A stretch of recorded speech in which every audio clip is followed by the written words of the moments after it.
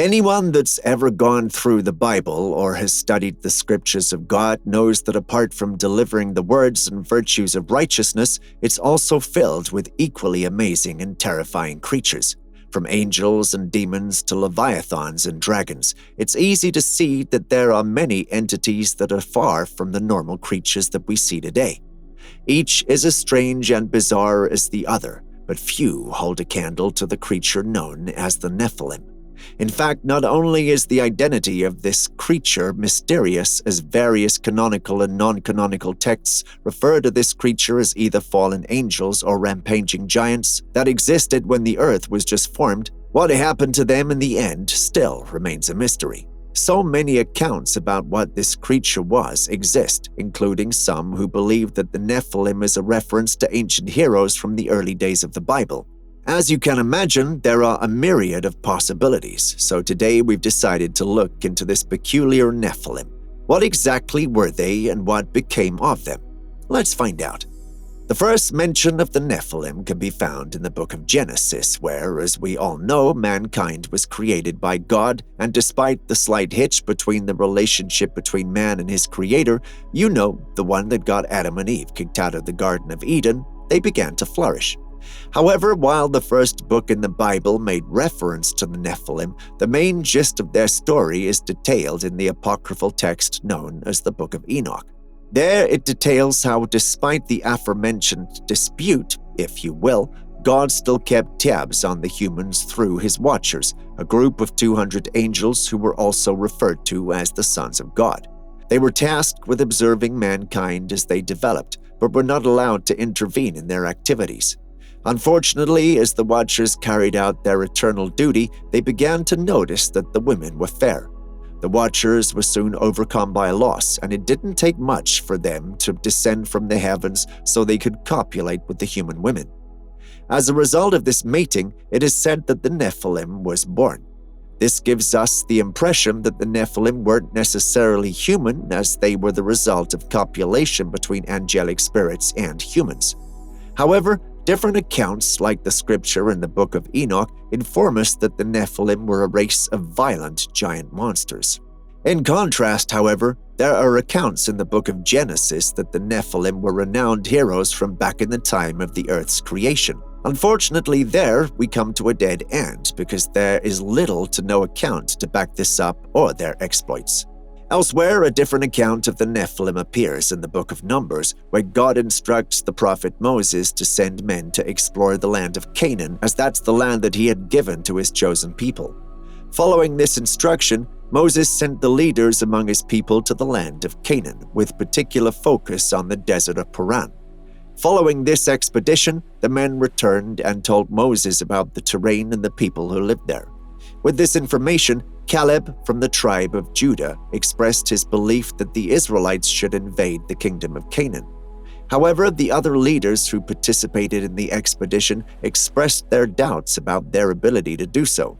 They informed Moses that the people they had seen in the land of Canaan were much stronger and much larger than they were, so any thought of invasion would only end in misery.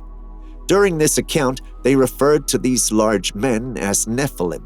This account might be questionable because this might mean that the Nephilim survived the great flood of the days of Noah, a device that was supposed to rid them off the face of the planet, which we shall get to later in this video. However, this reasoning has been explained away with the logic that even after the flood, there would always be angels who might have lusted after mortal women. However, there isn't more detail given as to whether or not this might have been the case. Nonetheless, these accounts still lack details about who the Nephilim were and what eventually happened to them. Some tried to explain the lineage of the Nephilim by describing them as not being the hybrid children of angels and humans, but as the descendants of Seth, the third son of Adam and Eve. Considered to be Scythian now, the Nephilim were explained to be a coalition of Seth's line which worked with God and could be seen as the sons of God, which was a term used to refer to the Watchers, if you can remember, and his brother Cain's line, which were said to have walked away from God and could be seen as the daughters of man. However, this is just a theory, and there is no scriptural reference to this ever happening. Another theory as to what the Nephilim are is that they were said to be human men who were possessed by fallen angels, thereby becoming demons as a result. This is supported by the fact that the word Nephilim sounds very similar to the word Nepham, which is Hebrew for the word fallen, a reference to the angels' descent from the heavens and the grace of God. Although this might give us a different view as to how this hybrid of angels and humans might have been formed, just like the theory of the Sathian view, there is no scripture that would support this school of thought, if you will. This takes us back to what might be the most popular concept of who and what the Nephilim are and what may have happened to them in terms of the beginning and of their existence.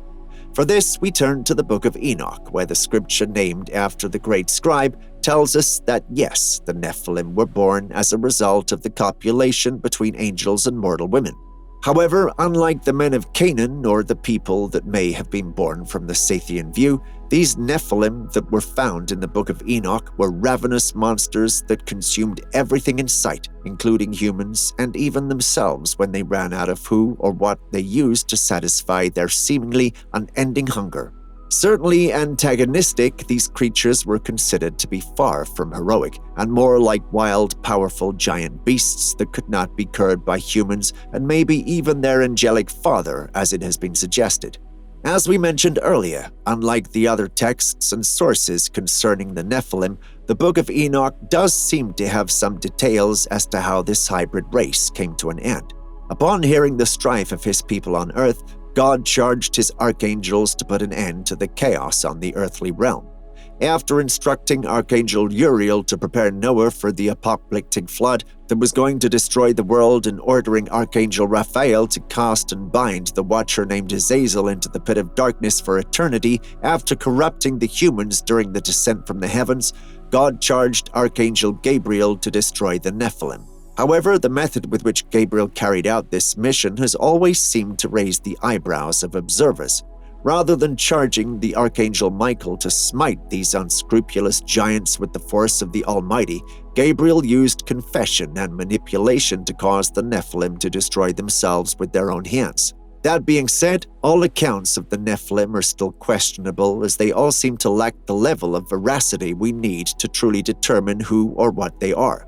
This might even get more confusing, as there have been other giants within the scriptures, such as Goliath, the giant who King David went on to slay in the feat that marked him as one of God's chosen, or the Rephaim, who were a race of giants from one of the early eras in the history of Israel.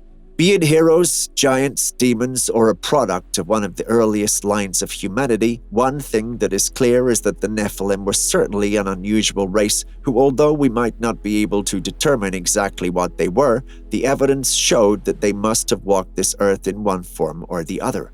Until we can find the true story about this giant race, we might be forced to continue to ponder on who and what they are and what happened to these hybrid creatures. What do you guys think? Do you have a theory of your own on what happened to the Nephilim? If you do, why don't you share it with us? While you're doing that, be sure to like and subscribe so you can be notified about our next videos. Trust me, you don't want to miss any of that.